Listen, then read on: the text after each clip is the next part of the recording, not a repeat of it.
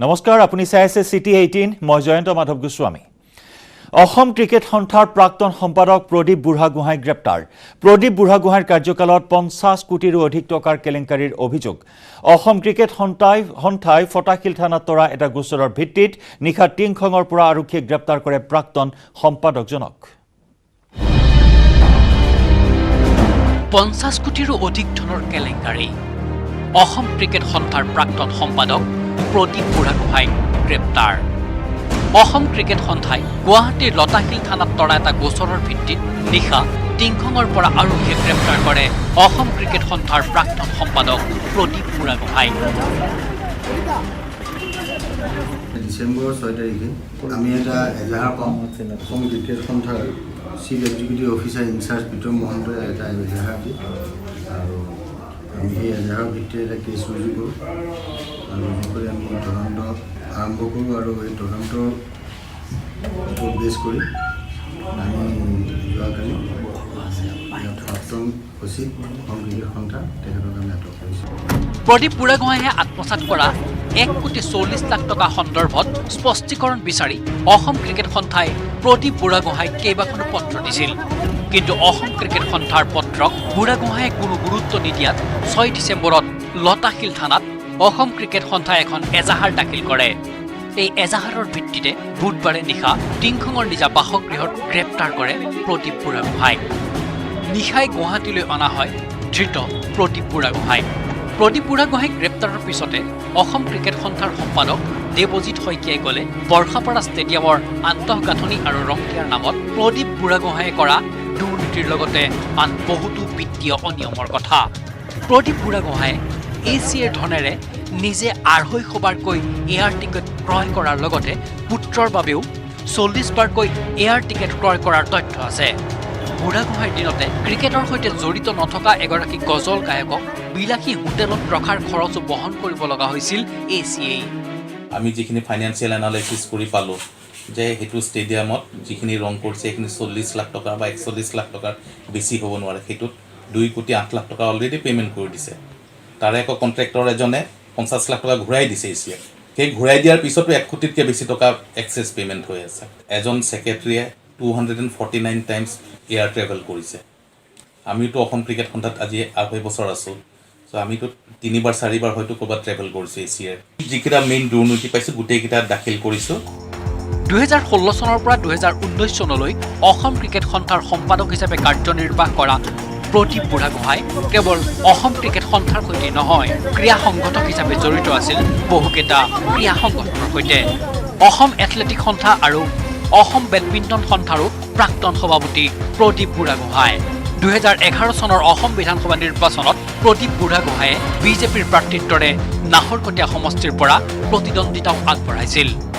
অসমৰ ক্ৰীড়া জগতত সংঘটিত হোৱা এই বিত্তীয় কেলেংকাৰীৰ বাবে দুখ প্ৰকাশ কৰি অসম ক্ৰিকেট সন্থাৰ সম্পাদক দেৱজিৎ শইকীয়াই ভৱিষ্যতে যাতে এনে ঘটনা সংঘটিত নহয় তাৰ বাবে অসমৰ ক্ৰীড়া সংগঠকসকলক সজাগ হ'বলৈ আহ্বান জনাইছে।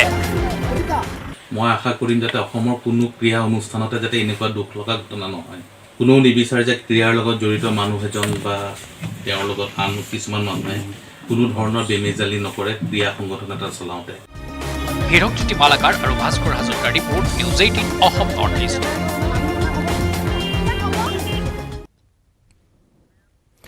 সন্ধানহীন কুকুৰৰ সন্ধান লাগে। নগাঁও আৰক্ষীৰ কাষ চাপিল এদল যুৱক যুৱতী।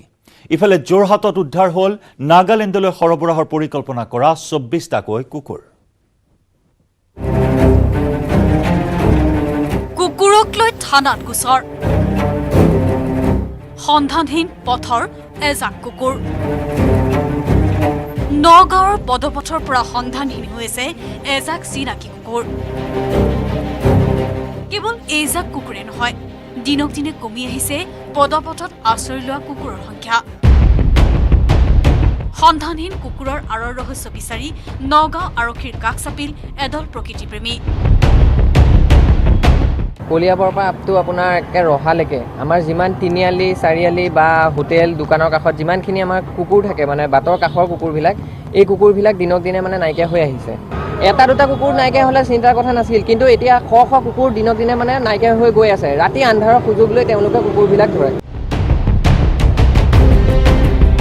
কেৱল পদপথৰে কুকুৰ নহয়, পোহনীয়া কুকুৰো নিশা ঘৰৰ বাহিৰলৈ আহিলে পুনৰ উভতি নাযায় ঘৰলৈ। আমাৰ ঘৰৰে কুকুৰ আছিলে, তাই ৰাস্তাৰ কুকুৰ আমি মৰম কৰি ৰাখোঁ। ৰাতি ওলাই গৈছিলে, ওলাই যোৱাৰ পিছত আজি 4 দিন হ'ল, এতিয়ালৈকে উভতি অহা নাই। যিমানখিনি জেগাত বিচাৰিব লাগে আমি বিচাৰিছোঁ। তাইৰ 6টা পোৱালি আছে, তাই গাখীৰ খুৱাই আছিল। ইফালে যোৰহাটৰ চৌগুৰিৰ পৰা বুধবাৰে নিশা আৰক্ষীয়ে উদ্ধাৰ কৰিছে নাগালেণ্ডলৈ সৰবৰাহ কৰা 24টা কুকুৰ। পদপথৰ কুকুৰৰ লগতে এইসমূহৰ মাজত আছে কেইবাটাও পোহনীয়া কুকুৰ। আৰক্ষীৰ জালত পৰিছে কুকুৰ সৰবৰাহকাৰী চক্ৰটোৰ ডকুৰ দলে নামৰ এজন যুৱক। টোটেল 24টা আমি লোকেল ব্ৰিডৰ কুকুৰ আমি ৰিকভাৰ কৰিছোঁ, লগতে এজন মানুহক আমি কৰায়ত্ব কৰিছোঁ। তেওঁলোকে কি কৰে, মন ডিষ্ট্ৰিক্টলৈ ছাপ্লাই কৰে বুলি কৈছে আৰু কেতিয়াবা ডিমাপুৰলৈ দিয়ে। যিহেতু খ্ৰীষ্টমাছ আহি আছে, তেওঁলোকে এইটো সুবিধা লৈ পেলাই ইয়াৰ পৰা ছাপ্লাই কৰে। তেওঁলোকে 2-এজনক সুধিছিলোঁ, তেতিয়া তেওঁলোকে কৈছে যে এটা 2000-2500 তেনেকুৱাত বিক্ৰী কৰে। উত্তৰ পূৰ্বাঞ্চলৰ কেইবাখনো ৰাজ্যত আছে কুকুৰৰ মাংসৰ চাহিদা, যাৰ পৰিণতিত ৰাজ্যৰ ভিন্ন প্ৰান্তত সক্ৰিয় হৈ পৰিছে কুকুৰ সৰবৰাহকাৰী চক্ৰ। নাগালেণ্ডৰ মন আৰু ডিমাপুৰলৈ চুৰি কুকুৰ সৰবৰাহ ব্যৱসায় চলাই থকা এই কুখ্যাত চক্ৰটোৱে প্ৰতিটো কুকুৰৰ বিনিময়ত লাভ কৰে 2000-ৰ পৰা 2500 টকা পৰ্যন্ত। নগাঁৱৰ পৰা নীলোৎপল বৰা আৰু যোৰহাটৰ পৰা Gautam Bora, news 18 Assam north east.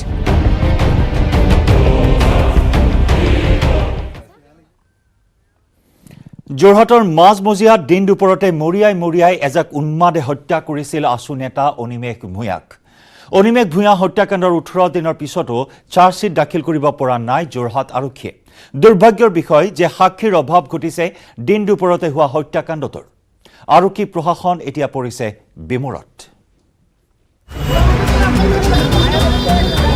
বাৰে বাৰে হত্যা কৰা হৈছে নেকি অনিমেষ ভূঞাক? ঘটনাৰ সময়ত উপস্থিত থাকি আজিও নিৰ্লিপ্ত হৈ থকাসকল কোন? নাছিল নেকি তাত কোনো সাহসী লোক? দেখিও নেদেখাৰ ভাও ধৰাসকল ভীৰু নে কাপুৰু? সাক্ষীৰ অভাৱত চাৰ্জশ্বিট দিব পৰা নাই আৰক্ষীয়ে। বিমূৰত যোৰহাট আৰক্ষী। যোৰহাটৰ মাজমজিয়াতে দিন দুপৰতে এজাক উন্মাদে হত্যা কৰিছিল অনিমেষ ভূঞাক। যি অনিমেষ ভূঞা আছিলে সম্ভাৱনাৰ অন্য এক নাম। সেই অনিমেষ ভূঞাক হত্যা কৰাৰ পিছত বহু লোকে ভাবিছিল, আৰু সেই সময়ত অসমীয়াৰ যি আৱেগ আছিল, তুঁহজুইৰ দৰে আৱেগ, সেই আৱেগ উঠলি উঠিছিল। সকলোৱে হেছটেগ দি কৈছিল যে জাষ্টিছ ফৰ অনিমেষ। কিন্তু অনিমেষ ভূঞাৰ যি হত্যাকাণ্ড, এই হত্যাকাণ্ডত যিসকল লোকে সাক্ষী দিব লাগিছিল, কাৰণ সাক্ষী লাগিবই, এই সাক্ষীৰ অভাৱত বৰ্তমানলৈকে কিন্তু আৰক্ষীয়ে চাৰ্জশ্বিট যি দাখিল কৰিব লাগিছিলে, সেই চাৰ্জশ্বিট দিয়াৰ পৰা বিৰত থাকিব লগা হৈছে, যাৰ বাবে এতিয়া বিমূৰত পৰিছে খোদ যোৰহাট আৰক্ষী। যোৰহাটৰ এই ঘটনাটোৱে জোকাৰি গৈছিল সকলোকে। বিশেষকৈ সামাজিক মাধ্যমত অনিমেষৰ হত্যাকাৰীক কঠোৰ শাস্তি বিহিবলৈ সৰ্বত্ৰে উঠিছিল জোৱাৰ। পিছে সময় বাগৰি হত্যাৰ মূল অভিযুক্ত কলা লৰাৰ ৰহস্যজনকভাৱে মৃত্যু হ'ল দুৰ্ঘটনাত। তুহ জুইৰ দৰে 3-4 দিনলৈকে চলি থাকিল জাষ্টিছ ফৰ অনিমেষ লেখীয়া শ্লোগান। আৰক্ষীক সাক্ষ্য দি চাৰ্জশ্বিট দিয়াবলৈ ওলাই নাহিল কোনো যোৰহতীয়া, যাৰ পৰিপ্ৰেক্ষিতত 20 দিনত দিব পৰা চাৰ্জশ্বিট দিব পৰা নাই আৰক্ষীয়ে। আমি টেকনিকেল এভিডেন্স পাইছোঁ আৰু এইটো বস্তু লৈ আমি আগবাঢ়ি আছোঁ, আৰু মই আশা কৰি আছোঁ কি আমাৰ যোৰহাটৰ বাসী ৰাইজে জন আছে এইটো বস্তু লৈ আগবাঢ়িব, মনন কৰিব। আমি বাৰে বাৰে মটিভেট কৰিম, গোহাৰি লগাওঁ, আপুনি আগবাঢ়ি আহক। আপোনাৰ জন দেখা জন কথা আছে, আপুনি যেতিয়া আপুনি ক'ব, আপোনাৰ পৰিচয় একদম গুপ্ত ৰাখি আমি এই বস্তু আগবঢ়াই দিম। আৰু অনিমেষ ভূঞাৰ যি বৰ্বৰ কাণ্ড যি হৈছে, এইটো কাণ্ডত যিমানখিনি আমাৰ এইটো একিউজড আছে চবকে আমি এইটো শাস্তি প্ৰদান কৰিম একদম যথেষ্টভাৱে। অনিমেষ ভূঞাৰ হত্যাৰ লগত জড়িত কলা লৰাৰ মৃত্যুৰ পিছত আন 14জন আছে ন্যায়িক জিম্মাত। যোৰহাট আৰক্ষী অধীক্ষক অংকুৰ জৈনে বিচাৰিছে প্ৰত্যক্ষদৰ্শীৰ সহযোগ। আৰক্ষীয়ে গোপনে ৰাখিছে সাক্ষ্যদাতাৰ পৰিচয়। থানালৈ যাব নালাগে সাক্ষী।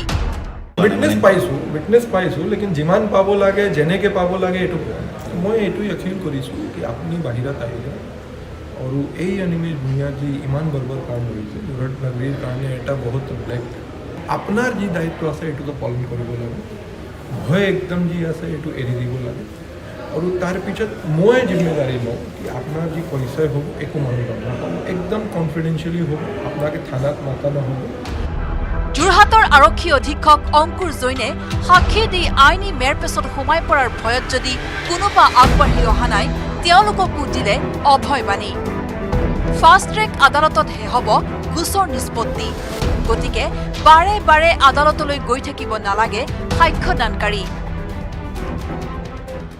একদম গোপনীয় থাকিব আৰু আপুনি বাহিৰত আহক আৰু আমাকে এইটোতো ফাষ্ট ট্ৰেক কোৰ্টত হ'ব বাৰে বাৰে যাব নালাগিব এটা বাৰে যাব লাগিব ৰাইজ আহি যাব তেতিয়া আমাৰ 30 days ভিতৰত চাৰ্জশ্বিট হ'বই হ'ব ইফালে এই সমগ্ৰ বিষয়টোত যোৰহাটৰ উপায়ুক্ত অশোক কুমাৰ বৰ্মনেও বিচাৰিলে ৰাইজৰ সহায় আমাৰ আৰক্ষীক সহায় কৰিব লাগে যাতে প্ৰক্ৰিয়াটো সোনকালে হয় আৰু খুব ভালকৈ হয় তাৰ কাৰণে মই ৰাইজক আহ্বান জনাইছোঁ যে আপোনালোকৰ প্ৰয়োজন হ'লে গোটেইখিনি গোপনীয় ৰখা হ'ব পৰিচয় আদি কৰি আকৌ এবাৰ প্ৰমাণ হ'ল অসমীয়াৰ আৱেগ কি সকলোৱে ভাবিছিল অভিনীল দেবেন দত্ত ঝংকাৰহঁতে ন্যায় নাপালেও অনিমেষে পাব কিন্তু চৰম দুৰ্ভাগ্য যে সেয়াও যেন সপোনহে আছিল আৰক্ষী প্ৰশাসনে পৰিচয় গোপনে ৰাখিম বুলি আশ্বাস দিয়াৰ পিছতো কাপুৰুষৰ দৰে হাত সাৱটি বহি থকা কোনোবা পুৰুষ ওলাবনে সাক্ষ্যদানৰ বাবে ৰাজু বৰুৱাৰ report news 18 Assam north east সুৰাপাই চালকক সকিয়নি মুখ্যমন্ত্ৰী ডক্টৰ হিমন্ত বিশ্ব শৰ্মাৰ 31 ডিচেম্বৰত সুৰা পান কৰি গাড়ী চলালে নিশাটো থানাৰ আলহী হ'ব লাগিব চালক আৰু আৰোহী কোনো কাৰণতে ৰেহাই নাপাব সুৰাপাই চালকে চালকৰ সমানে জগুৰীয়া হ'ব সুৰাপাই চালকে চলোৱা গাড়ীৰ আৰোহীও 31 ডিচেম্বৰত দুৰ্ঘটনা প্ৰতিৰোধৰ বাবে এইবাৰ অধিক তৎপৰ হৈছে ৰাজ্য চৰকাৰ এইবাৰটো সুৰা পান কৰা মানুহে গাড়ী চলাব নোৱাৰিব 31 ডিচেম্বৰত কোনোবাই পাৰ্টি কৰক অনুষ্ঠান কৰক মোৰ কোনো আপত্তি নাই কিন্তু গাড়ী চলোৱা মানুহজন মদ নোখোৱা হ'ব লাগিব আৰু যদি মদ খোৱা ড্ৰাইভাৰৰ লগত কোনোবাই গাড়ীত উঠে তেতিয়াহ'লে গোটেই কেইজন সিদিনাখন আমাৰ অতিথি হ'ব লাগিব লকআপ নাপায় কিন্তু অতিথি হ'ব লাগিব ভাল জেগাতে ৰাখিম কিন্তু ৰাতিপুৱাই পঠাই দিম আৰু কাৰণ 31 ডিচেম্বৰত প্ৰত্যেক দিনা অসমত বহুত মানুহ মৰে সেইকাৰণে এইবাৰ মই পুলিচক স্পষ্ট কৈছোঁ গাড়ীৰ আৰোহীয়ে যি অৱস্থাত বা যেনেকৈ থাকিব মোৰ কথা নাই কিন্তু ড্ৰাইভাৰজন মদ নোখোৱা হ'ব লাগিব আৰু ড্ৰাইভাৰজন যদি মদ খোৱা ড্ৰাইভাৰক লৈ কোনোবাই গাড়ী চলায় তেতিয়াহ'লে গোটেই কেইজন গাড়ীত উঠা মানুহো আমাৰ কাৰণে সেই ৰাতিটো অতিথি হ'ব আৰু নিউ ইয়াৰ্ছ আমাৰ লগতে কটাব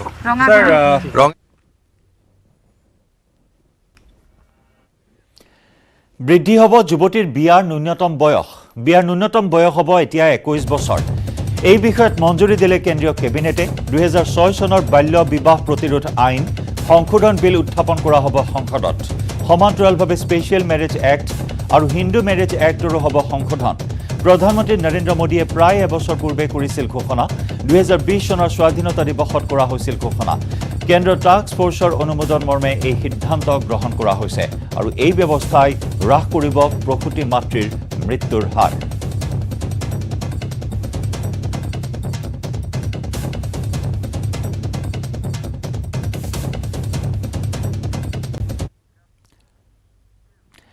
চিৰাঙত বন বিভাগৰ অভিযানকাৰী দলৰ সৈতে সমূহ সমৰত বন মাফিয়া অভিযানকাৰী দলৰ বাহনলৈ লক্ষ্য কৰি শিলাবৰ্ষণ কৰে বন মাফিয়াৰ দলে পলাই প্ৰাণ ৰক্ষা কৰিলে চিৰাং জিলাৰ বন বিষয়াই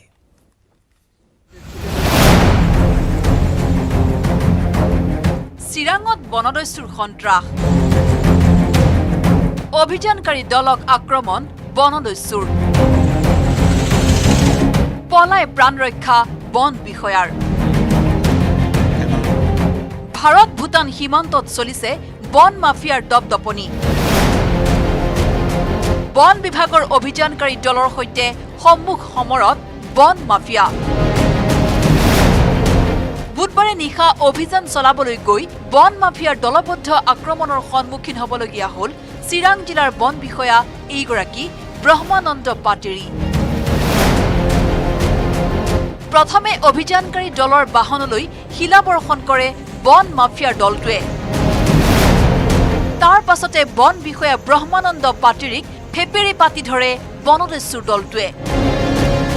বনাঞ্চলত যিমান অপকৰ্ম হৈ আছে, জংঘল কটা, হাতী মৰা, চিকাৰ, আমি কম্বিং অপাৰেশ্যন চলাই আছোঁ। মই সদায় অফিচৰ পৰা ওলাই পিছত আমি জংঘলত সোমাওঁ। ইতিমধ্যে আমি খবৰ পালোঁ যে এখন গাড়ী সোমাইছে আৰু কিছুমান কাঠ জমা হৈ আছে। যাওঁতে গাড়ীখন ভোৰ তিনিআলি ফালে ওলাই আহিলে, সেইফালে যাওঁতে প্ৰথম গাড়ীখনক আমাৰ পাথৰ মাৰিলে, দ্বিতীয় গাড়ীখনকো পাথৰ মাৰিলে। প্ৰথমতে ৰেঞ্জ অফিচাৰে কৈছিল কিয় পাথৰ মাৰিছে বুলি ক'বলৈ যাওঁতে ৰেঞ্জ অফিচাৰক আক্ৰমণ কৰিবলৈ ধৰিছিলে আৰু দৰ্জা চৰ্জা ভাঙি পেলাই কিবা কৰি টানি ৰাখিব বিচাৰিছিলে। আমি তাৰ পৰা গৈ পেলাই আমি এছ পিক যোগাযোগ কৰোঁ। এছ পিয়ে লগে লগে আমাক পুলিচৰ সাহায্য কৰি আমাৰ থানাত আহি এজাহাৰটো দিয়া হৈছে বস্তুটো। ঘটনাস্থলীৰ পৰা পলায়ন কৰি বন বিষয়াগৰাকী আঘাতৰ পৰা ৰক্ষা পৰে যদিও সামান্যভাৱে ক্ষতিগ্ৰস্ত হয় বাহনখন। ইতিমধ্যে দুৰ্বৃত্তৰ দলটোৰ কেইবাটাও সদস্যক চিনাক্ত কৰিছে ভুক্তভোগী বন বিষয়াজনে। ঘটনা সন্দৰ্ভত ৰুণীখাতা থানাত ৰুজু হৈছে এক গোচৰ। বঙাইগাঁৱৰ পৰা উপানন্দ শৰ্মাৰ report, news 18 Assam north east.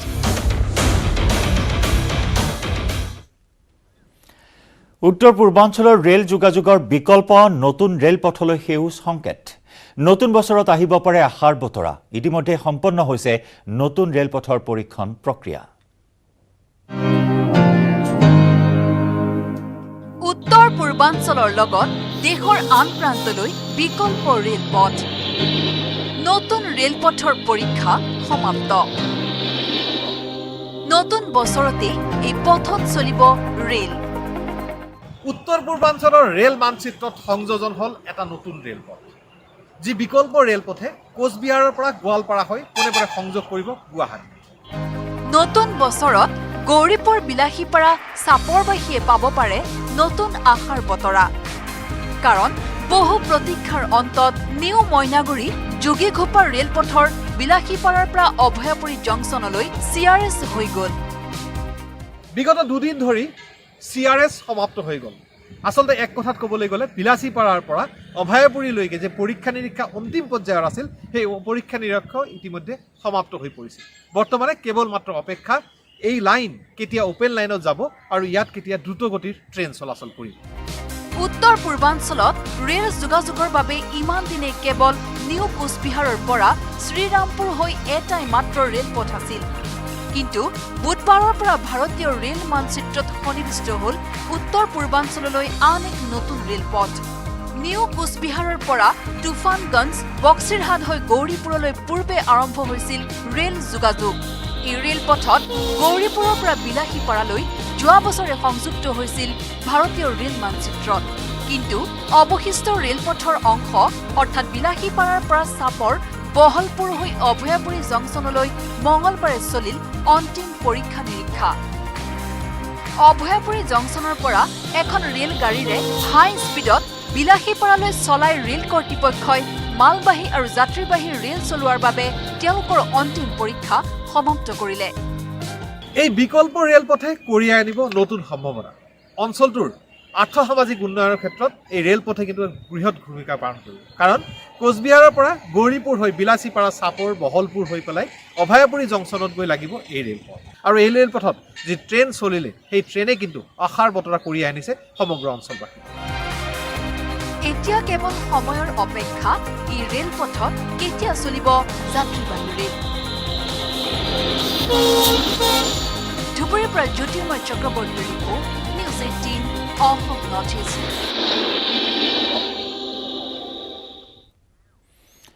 Breaking news, Goalpara মহাবিদ্যালয়ত কোভিডৰ সংক্ৰমণ। পদাৰ্থ বিজ্ঞান বিভাগৰ 2 প্ৰবক্তা কোভিড পজিটিভ। ভূগোল বিজ্ঞানৰ এগৰাকী ছাত্ৰীও আক্ৰান্ত হৈছে কোভিড-19ত। বৰ্তমান বন্ধ কৰি দিয়া হৈছে পদাৰ্থ বিজ্ঞান বিভাগৰ কোঠা।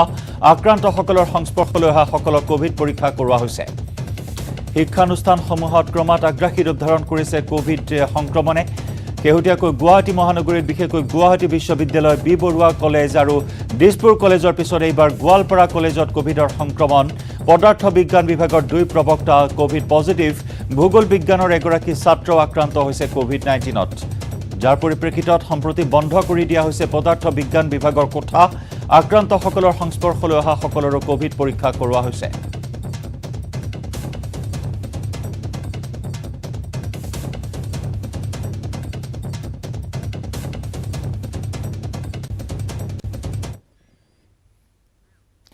মহানগৰীৰ হাটগাঁও থানা ঘেৰাও কেইবাটাও সংগঠনৰ আমসিং যোৰাবাটত সংঘটিত যুৱতী মৰমী তাঁতীৰ হত্যাকাৰীক ফাঁচীৰ দাবীৰে আজি সাব্যস্ত কৰে প্ৰতিবাদ। স্থানীয় মহিলাকে ধৰি কেইবাটাও সংগঠনে সাব্যস্ত কৰে উত্তাল প্ৰতিবাদ। হত্যাকাৰী সঞ্জয় লালুঙক ফাঁচীৰ দাবীত সাব্যস্ত কৰা হয় এই প্ৰতিবাদী কাৰ্যসূচী। নাৰীৰ সুৰক্ষা প্ৰদান কৰাৰ দাবী জনায় প্ৰতিবাদকাৰীসকলে। উল্লেখযোগ্য যে প্ৰেম প্ৰত্যাখ্যান কৰাৰ বাবেই বুধবাৰে ঘাতকে ডিঙি ৰেপি হত্যা কৰিছিল যুৱতীগৰাকীক।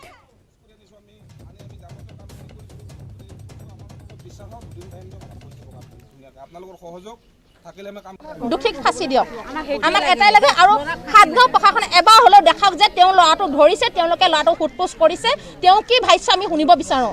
কিয় কাটিলে, কি কাৰণে কাটিলে আমিওতো শুনিব বিচাৰোঁ। আমাৰ ছোৱালী এজনী হেৰাই গৈছে, যাতে দ্বিতীয়বাৰৰ কাৰণে তেনেকুৱা নঘটে আমাৰ ইয়াত।